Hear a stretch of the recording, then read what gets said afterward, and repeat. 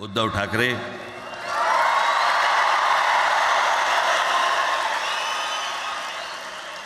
आणि माझ्या जमलेल्या सर्व तमाम मराठी बांधवांनो, भगिनींनो आणि मातांनो,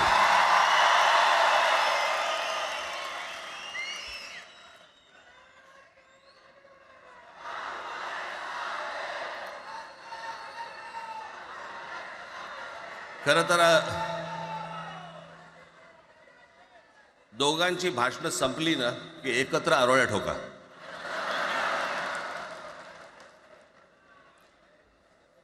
खत्म हो जाएंगे, खरं तर उसके बाद ही आज तालियां बजाना.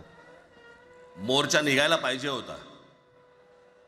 जी अशोक जी एक बार फिर बोल दीजिए. सही में जब दोनों भाषण खत्म हो जाएंगे फिर तालियां बजाना जोश के साथ. तोंडानेच आहे ना.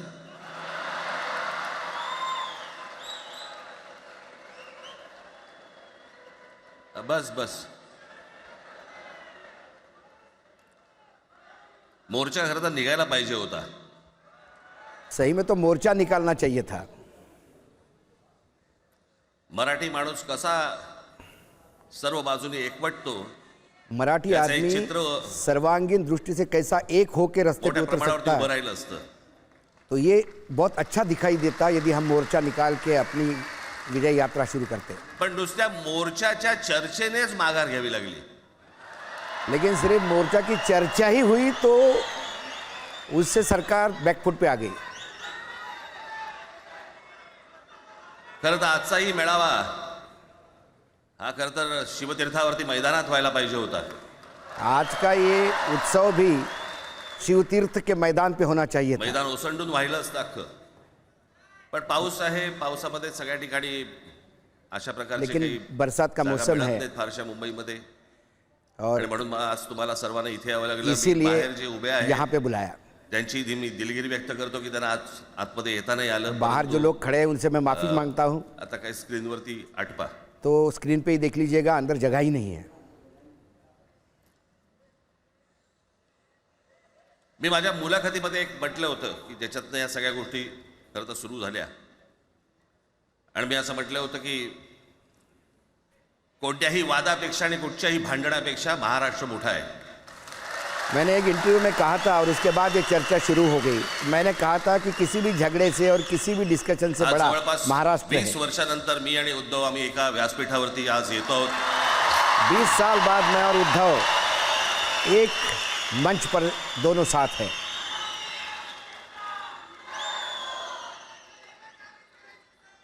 जे माननीय बाळासाहेबांना जमलं नाही, जे अनेकांना जमलं नाही, आम्हाला दोघांना एकत्र आणायचं, ते देवेंद्र फडणवीसला जमलं.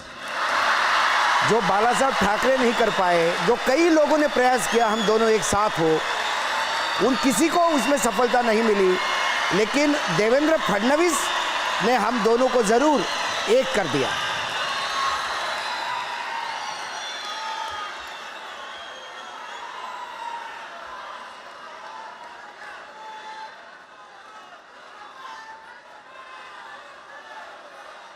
आता बऱ्याच सगळे चॅनल्सचे सगळे कॅमेरे तिकडे लागले, तिकडे लागले, इकडे लागलेत. आता संध्याकाळी सगळं सुरू होईल. आता सभी चैनल पे कैमरे लगे हैं. दोघांची बॉडी लँग्वेज कशी होती? अब शाम तक शुरू हो जाएगा. इन दोनों की बॉडी लैंग्वेज कैसी थी? कोणी कमी हसलं का, कोणी जास्ती हसलं का, कोई कोणी कम बोलतायत हंसा, का? कोई ज्यादा हंसा. आपल्याकडे मूळ विषय सोडून इतर गोष्टींमध्येच फार रस असतो.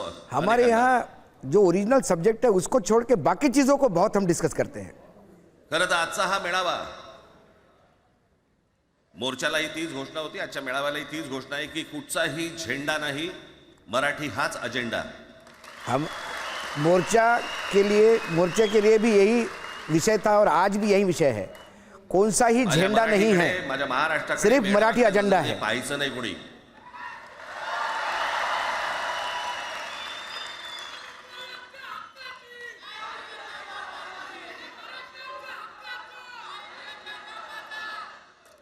ठरलं ना आपलं सगळ्यात शेवटी द्यायच्या घोषणा. सबसे अंत में घोषणा दीजिए. अभी बिल्कुल डिस्टर्ब मत करिए. बसा, शांत बसा. थोड़े शांत रहिए. खरं तर हा प्रश्नच अनाठाई होता, काही गरजच नव्हती. हे कुठून अचानक हिंदीचं आलं मला काही कळलं नाही मला. ये सवाल उठना ही नहीं चाहिए था. एकाएक ही हिंदी का सवाल कहां से उठा समझ ही नहीं आ रहा है. आणि हिंदी कशासाठी हिंदी, कोणासाठी हिंदी? त्या लहान लहान मुलांवरती जबरदस्ती करताय तुम्ही. हिंदी किसके लिए, क्यों इन छोटे छोटे बच्चों को जबरदस्ती करोगे? कोणाला विचारायचं नाही, शिक्षण तज्ञांना काही विचारायचं नाही, कोणाला काही विचारायचं नाही. बस आमची सत्ता आहे, आमच्याकडे बहुमत आहे, आम्ही लादणार. किसी को पूछना नहीं, किसी एजुकेशनिस्ट को पूछना नहीं, बस हमारे पास सत्ता तुमच्या है, हातात सत्ता असेल हम जो करेंगे करेंगे. ती विधान भवनात, आपके पास सत्ता है विधानसभा में, आमच्याकडे सत्ता आहे रस्त्यावर. हमारे पास सत्ता है रास्ते की.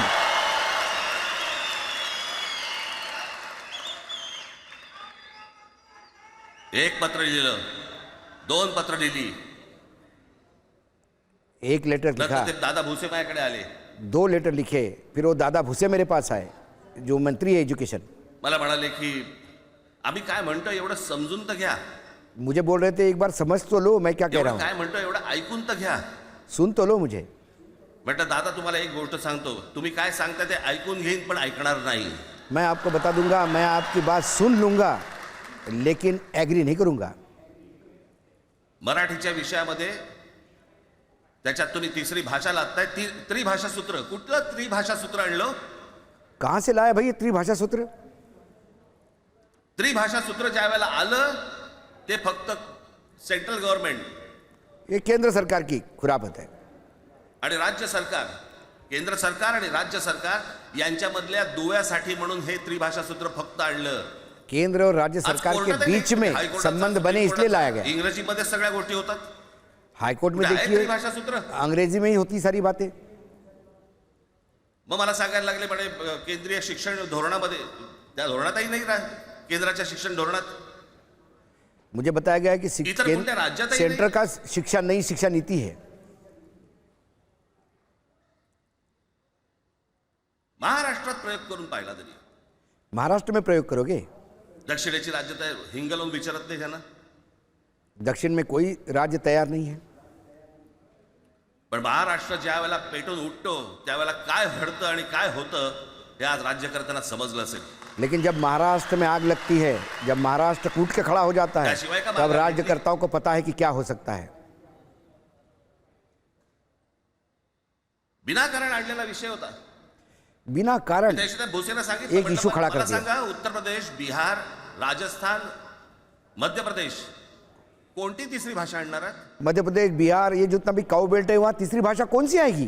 खरं तर आणली पाहिजे. वहां भी आना लाना चाहिए. फिर एक गंमत बघा, हिंदी भाषिक राज्य आहेत ती आर्थिकदृष्ट्या मागास. हिंदी भाषिक हिंदी राज्य न बोलणारी जी आर्थिक राज्य दृष्टि से आहेत, पिछड़े हैं. ती आर्थिकदृष्ट्या प्रगत, आणि वर आम्ही हिंदी शिकायचं. वो जो हिंदी नहीं है, जो हिंदी भाषिक नहीं है, वो आर्थिक दृष्टि से आगे है. और अब हमको कहते हैं हिंदी सीखो. विकास नाही करता आला. जे हिंदी बोलत नाहीत त्या राज्यांमध्ये, हिंदी बोलत असलेल्या राज्यांमधनं नोकरी धंद्यासाठी लोक इकडे येत आहेत. जो हिंदी जहाँ जिन राज्यों में आणि हे म्हणतात बोली हिंदी नहीं शिका. जाती, कोणासाठी शिकायचं? हिंदी बोलने वाले राज्य के वहां से लोग आते हैं नौकरी करने, काम करने. 5वी नंतर काय हिंदी चित्रपट सृष्टीमध्ये जाणार आहेत पोरगा? 5वीं के बाद क्या कोणासाठी शिकायचं? फिल्म इंडस्ट्री ज्वाइन हिंदी करनी है बच्चे भाषेबद्दल को? मला वाईट नाही तो वाटत. हिंदी आनी चाहिए. भाषा कोणतीही श्रेष्ठच असते, उत्तमच असते. भाषा ती कौन सी मराठी भी हो, असेल, गुजराती असेल, तामिळ श्रेष्ठ असेल, ही होती पंजाबी है. असेल, बंगाली असेल, चाहे हिंदी मराठी, असेल, गुजराती, कुठची बंगाली, असेल, एक उड़िया. भाषा उभी करायला खूप प्रचंड तपश्चर्या लागते. खूप एक लोकांची भाषा मेहनत असते. प्रगल्भ होने के लिए, उसकी एक मैच्योरिटी लिपी आने उभी के लिए करायला खूप युग प्रचंड लगता है, ताकद लागते. बहुत ताकत लगती है. अशाच भाषा काय उभ्या राहत नसतात. ऐसे बस एक नीति निकालने से थोड़ी ना भाषा खड़ी हो जाएगी. आणि या भाषेचं नवीन कुठून आणलं? त्या दिवशी ते अमित शहा म्हणाले ज्याला इंग्रजी येतं त्याला पुढे म्हणे लाज वाटेल, म्हणे मला इंग्रजी येतं. अरे तुम्हाला नाही येत. अमित शाह उस दिन बोल रहे थे कि जिनको इंग्लिश नहीं आती उनको शर्म आनी चाहिए. अरे तुम्हें नहीं आती इंग्लिश, ये बोलो ना.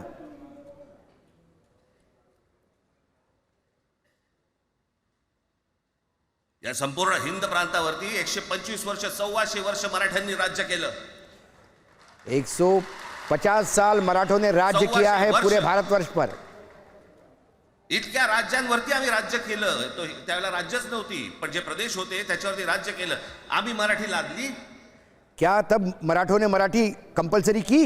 गुजरात वरती, मध्य प्रदेश वरती, राजस्थान वरती, मध्य प्रदेश में भी, गुजरात में भी, राजस्थान में भी, जिथे जिथे म्हणून अटोकपर्यंत बंगाल तक होते. मराठों ने राज्य किया. आम्ही लादली. क्या कभी मराठी वहां कंपलसरी की?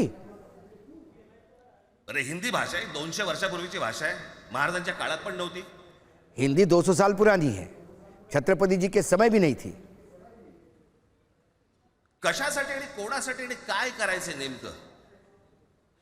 किसके लिए, क्यों क्यों करना चाहते हैं?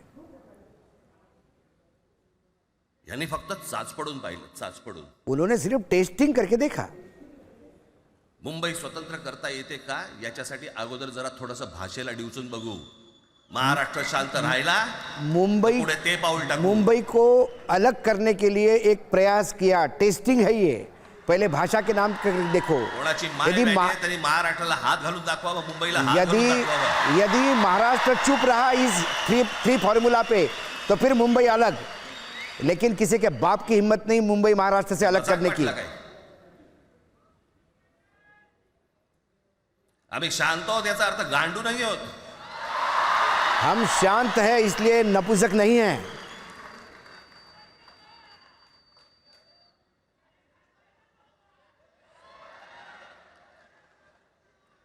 काही अंगावरती लादायचा प्रयत्न करता आणि मग आता कुछ भी डाल माघार दोगे हम घेतली पे. ना. मग माघार घेतली त्याचं काय करायचं? मग वेगळ्या ठिकाणी वळवा सगळं प्रकरण. एक फिर पीछे हो गए. वेगळ्या ठिकाणी म्हणजे कुठे? ठाकरेंची मुलं इंग्रजी मीडियम मध्ये शिकली. फिर इसको अलग एंगल दो. पीछे तो ले लिया कदम, फिर कहो कि म्हणजे ठाकरे के दादा बच्चे अंग्रेजी मीडियम में पढ़ते हैं. बताओ. मराठी मीडियम मध्ये शिकून शिक्षण मंत्री झाले. देवेंद्र फडणवीस इंग्रजी मीडियम मध्ये शिकून मुख्यमंत्री झाले. देवेंद्र फडणवीस अंग्रेजी सीख के मुख्यमंत्री होता है. कुठे काय शिकले याचा काय संबंध? कौन कहाँ पढ़ता है इसका क्या मतलब है?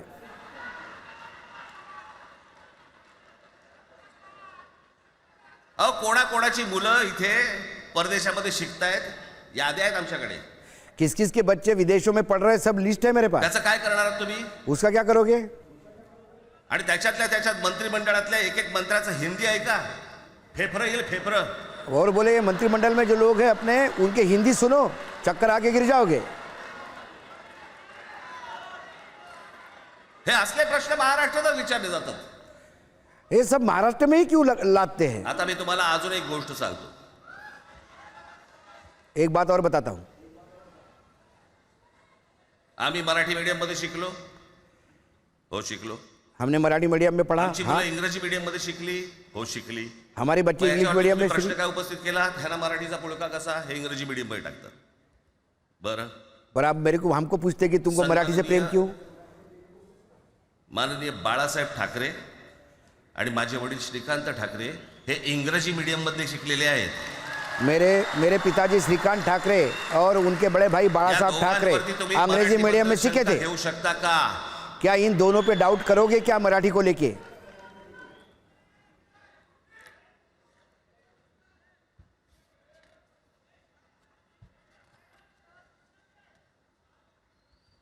Lalkrishna Advani, Lal Krishna Advani saint Patrick high school Christian missionary school मध्ये शिकले. Saint Patrick high school Christian missionary school में पढ़े. हिंदुत्वावर शंका घेऊ का त्यांच्या? उनके हिंदुत्व पे डाउट लोगे क्या?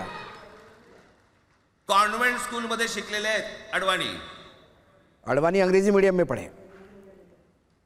दक्षिण भारतामध्ये बघा, दक्षिण भारत में देखिए, तमिळच्या प्रश्नावरती, तेलुगूच्या प्रश्नावरती तमिळ- कडवटपणे समोर येऊन उभे राहतात. तेलुगू, विचारतात तमिळ. ना, तुमची मुलं कुठे शिकली आणि तुम्ही कुठे शिकलात? इस भाषा के लिए वो लोग उठ के खड़े हो जाते. तब कोई सवाल नहीं पूछता कि उनके बेटे कहाँ पढ़े. उद्या मी हिब्रू भाषेत शिकीन, मैं कल हिब्रू आणि सीख लूंगा. मराठीपणाचा कडवट अभिमान बाळगीन. काय प्रॉब्लेम आहे? मैं हिब्रू सीख के भी मराठी का अभिमान रख सकता हूं. कोई इशू है इसमें? मी आता तुमच्याकडे दक्षिणेतले इंग्रजीमध्ये मी अगदी थोडक्यात यादी आणली आहे. दक्षिण भारतातील इंग्रजी माध्यमात शिकलेले नेते आणि अभिनेते. अब मैं जयललिता, दक्षिण दोघेंतो English medium school. Stalin English medium school. Stalin, Noida. Jayanta, Kanimozhi Kanimozhi, presentation convent school. Udhayanidhi म्हणजे करुणानिधींचा नातू डॉन बॉस्को. उदयनिधी. चंद्रबाबू नायडू वडील इंग्लिश टीचर होते, शिक्षण इंग्रजी माध्यमात झालं. पवन कल्याण आंध्र उपमुख्यमंत्री, शिक्षण सेंट ॲन. सेंट ॲन मध्ये पडे. एनटीआरचा नातू चंद्रबाबूंचा मुलगा Stanford school. Kamal Haasan Chandra Santhome high school. Kamal Haasan Chandrababu का मॉटफोर्ड स्कूल. अभिनेता सूर्या बेटा. English medium. AR Rahman Rahman. Padmaseshadri Bal Bhavan आणि नंतर मद्रास क्रिश्नरी हायस्कूल. मद्रास मिशनरी हाईस्कूल में पढ़े. परवा दिवशीचा एक प्रसंग सांगतो. एका व्यासपीठावरती तामिळनाडूमध्ये AR रहमान व्यासपीठावरती उभे होते, काहीतरी कार्यक्रम होता. परसों के त्या दिन बाई की एक बात तामिळमध्ये बताता बोलत हूं. होत्या. AR रहमान एक मंच पे थे. अचानक ती बाई हिंदीत बोलायला लागली. त्याच्यावरती रहमानने तिच्याकडे असं बघितलं, बोलला हिंदी, आणि व्यासपीठावरनं खाली उतर. एक महिला हिंदी में बोलने लगी व्यासपीठ पे, तो AR रहमान ने व्यासपीठ का त्याग कर दिया, नीचे उतर गए. तमिलनाडु की बात है. तुमचा कडवटपणा हे तुम्ही शिक्षण कुठे घेतले याच्यावरती नसतो, तो कडवटपणा तुमच्या आतमध्ये असावा लागतो. आपका भाषा के प्रति प्रेम, उसका संघर्ष जो करते हैं वो अंदर से आना चाहिए. आप कहाँ पढ़ते ये मायना नहीं रखते. व्यंगचित्र काढायचे, पण मराठीचा अभिमान याच्या बाबतीत कधी तडजोड नाही केली.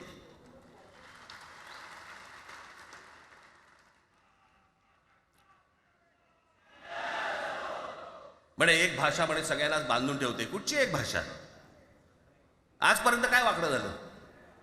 एक भाषा सबको बांध के रखती है. कौन सी भाषा? आपल्या संरक्षण खात्यामध्ये घ्या. अपने डिफेंस में ले लीजिए.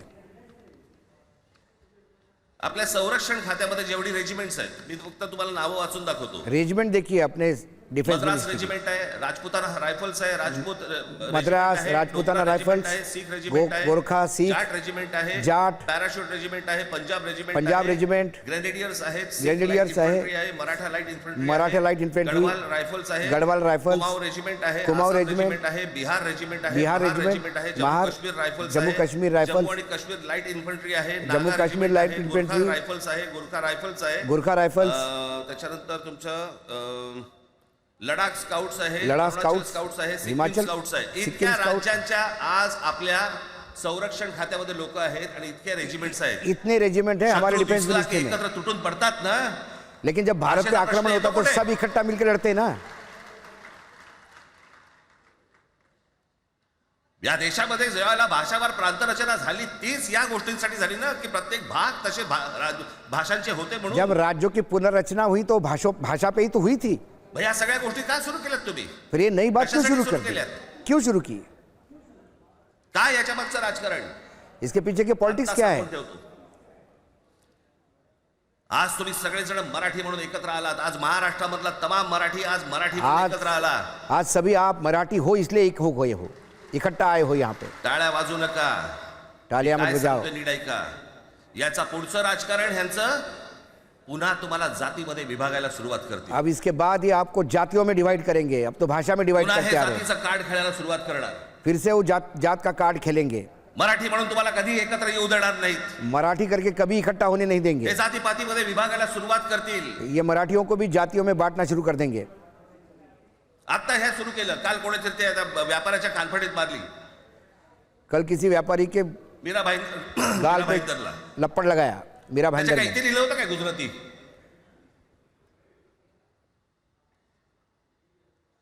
पण एवढंही आपल्याकडे काही जे चॅनलमध्ये मराठी नाही, इतर चॅनलमध्ये हिंदी आणि याच्यात हिंदी चैनलों में गुजराती माणसाला मारला.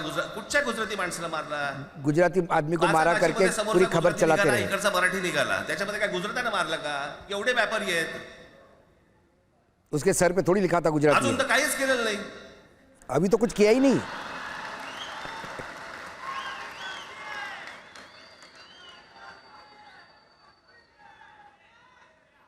अर्थात त्यांना मराठी आली पाहिजे याच्याबद्दल वाद नाही. उनको मराठी आना चाहिए, इसके बारे में कोई इशू नहीं है. विनाकारण उठसूट काही मारामारी करायची गरज नाही आणि मारायची गरज नाही. लेकिन बिना वजह किसी को मारने की भी जरूरत नहीं. पण जर जास्ती नाटकं केली, लेकिन किसी ने ज्यादा ही नाटक किया काढलाच पाहिजे तुम्ही. तो फिर उसको उसकी औकात दिखानी ही होगी, उसके कान के नीचे बजाना ही होगा. पण चूक त्यांची असली पाहिजे. लेकिन गलती उनकी होनी आणि चाहिए. एका गोष्टीचं लक्षात ठेवा. एक बात ध्यान से सुनिए. ही गोष्ट कराल त्याची व्हिडिओ काढू नका. कोई भी ऐसी बात करोगे उसके वीडियो मत उतारना. आपल्यामध्येच त्यांना कळलं पाहिजे. ये आपस में ही होने दो. कळलं का? मारणारा कधी सांगत नसतो, मार खाणारा सांगत असतो मला मारला म्हणून. मारने वाला कभी त्यांना नहीं बताता सांगू दे. मैंने मारा, मार खाने वाला पण बताता याचा है. अर्थ उठसूट उसको बोलने दो. उगाच मारायचं काही कारण नाहीये. लेकिन इसका अनेक मतलब लोक ये नहीं आहेत, किसी को भी मारने अनेक लगो. गुजराती लोक आहेत, माझ्या अनेक परिचयाचे आहेत. मेरे बहुत माझे अच्छे मित्र मित्र है गुजराती. नयन शाह म्हणून, त्याला मी गुजराती म्हणतो. मेरा एक दोस्त है नयन शाह, मैं तुमचा उसको विश्वास गुजराती बसला बोलतो. नाही, इतकं अप्रतिम मराठी तर बोलतोच. बहुत बेहतरीन मराठी बोलता है. विनोदाचंही अंग आहे.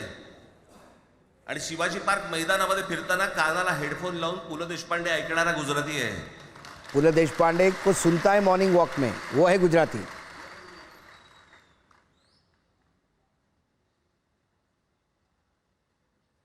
मी मगाशी तुम्हाला सांगितलं की हे मराठीचं बाळकडू आमच्यासाठी ते बाळकडूच होतं.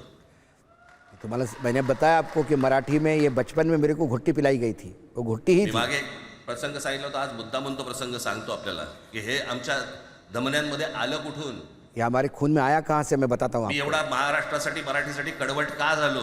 मैं क्यों इतना आक्रामक हूँ मराठी के लिए. लहानपणापासूनचे अनेक प्रसंग आहेत माननीय बाळासाहेबांबरोबरचे, मेरे बाला साहब ठाकरे के साथ ऐसे कई प्रसंग हैं, पण मी एक प्रसंग कधीही विसरणार नाही.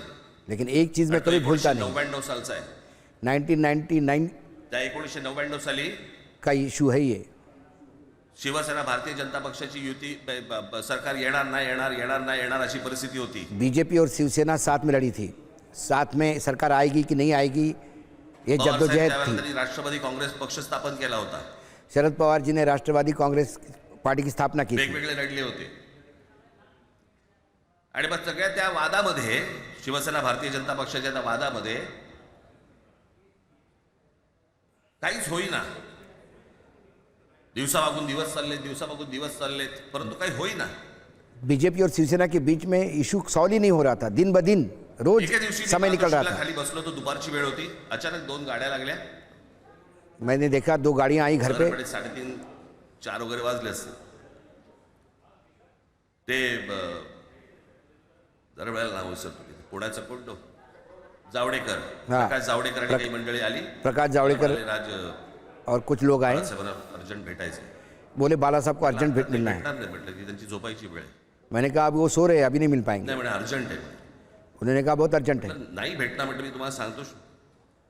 म्हटलं काय विषय काय. म्हटलं मी बोलायचं काम करतो. म्हटलं काय विषय काय. मुझे बताइए विषय क्या त्यांना है. सांगा मुख्यमंत्री पदाचा विषय झालेला आहे. सीएम म्हटलं अच्छा अरे वा. पोस्ट को इशू म्हटलं काय के लेके तो इशू सॉल्व हो गया. सुरेश दादा जैन यांना दोन्ही बाजूने आम्ही ठरवलंय की त्यांना मुख्यमंत्री करायचं. सुरेश दादा जैन को सीएम बनाने का हमने सोचा है. ठीक. मी वर गेलो. मैं ऊपर चला गया. रूममध्ये काळोख, शांतता. रूम में अंधेरा था, शांति थी. आम्ही अरे तुरेमध्ये बोलायचो म्हणून मी हाक मारले. म्हटलं ए काका. मैं जरा तू तड़ा करके बात करता था. मैंने बोला ए काका सुनो, ए काका उठ. उठिए. बघितलं माझ्याकडे. काय रे. म्हटलं, बाळा साहेब ने सगळे पूछा खाली क्या. जावडेकर वगैरे सगळी मंडळी आलीत. म्हटलं नीचे जावड़ेकर वगैरह सब आए हुए हैं. नाही ते म्हणतात ते मुख्यमंत्री पदाचा विषय. वो सीएम पद के इशू को लेके आए हैं. ते बोले काय झालं. क्या हुआ. ते म्हणाले सुरेश दादा जैन सुरेश दादा जैन यांना मुख्यमंत्री पदासाठी दोन्ही जणांनी सांगितलं की दोनों तरफ से सुरेश दादा जैन के लिए ओके माझ्याकडे है. बघितलं. बाला साहब ने मेरी तरफ देखा. त्यांना जाऊन सांग महाराष्ट्राचा मुख्यमंत्री मराठीच होईल, दुसरा उनको कोणी होणार नाही. उनको जाके बोलिए कि महाराष्ट्र का मुख्यमंत्री मराठी ही होना चाहिए, दूसरा कोई नहीं होगा. मराठी या एका विषयासाठी मला तिकडे कळलं की या माणसाने सत्तेवर लाथ मारली. तब मुझे समझ में आ गया कि उन्होंने सत्ता को भी ठुकराया सिर्फ मराठी के लिए. हे संस्कार ज्या पोरावरती झाले असतील जिस बच्चे पे ये संस्कार हुए हैं मराठीसाठी तडजोड करेल काय. वो मराठी के लिए कभी कॉम्प्रोमाइज कर सकता है क्या. बाकी सगळ्या युत्या आघाड्या सगळ्या कुठच्याही गोष्टी होत राहतील. महाराष्ट्र मराठी माणूस मराठी भाषा राजनीति में याच्यावर गठजोड़ होते तडजोड रहेंगे. होणार नाही, कोणत्याही परिस्थितीत होणार नाही. लेकिन ये गठजोड़ राजनीतिक हो सकते हैं, लेकिन मराठी भाषा का जहां तक सवाल है वहां याच्यापुढे कोई देखील कॉम्प्रोमाइज नहीं. सर्वांनी सावध असणं पण गरजेचं आहे. लेकिन हमें सावध रहना होगा. सतर्क असणं पण तेवढंच गरजेचं आहे. सतर्कता भी बनाए रखनी होगी. पुढे पुढे काय काय गोष्टी घडतील, काय काय गोष्टी होतील, आगे कल्पना बहुत नाही. कुछ होने वाला है. परंतु मला असं वाटतं की ही मराठीसाठीची एकजूट ही कायम राहावी. लेकिन मुझे लगता है कि जो मराठी के नाम पे हम एक हो गए और ये एक परमनंट बनी रहे। बाळासाहेबांचं जे स्वप्न होतं ते पुन्हा साकारावं अशी एक आशा अपेक्षा आणि इच्छा व्यक्त करतो आणि आपल्या सर्वांची मी रजा घेतो। बाळासाहेब धन्यवाद। ठाकरे जय का हिंद, जो सपना था जय महाराष्ट्र, वो फिर से एक हो, वो सपना फिर से साकार हो, ऐसी अभिलाषा व्यक्त करके मैं मेरे 2 शब्द समाप्त करता हूँ।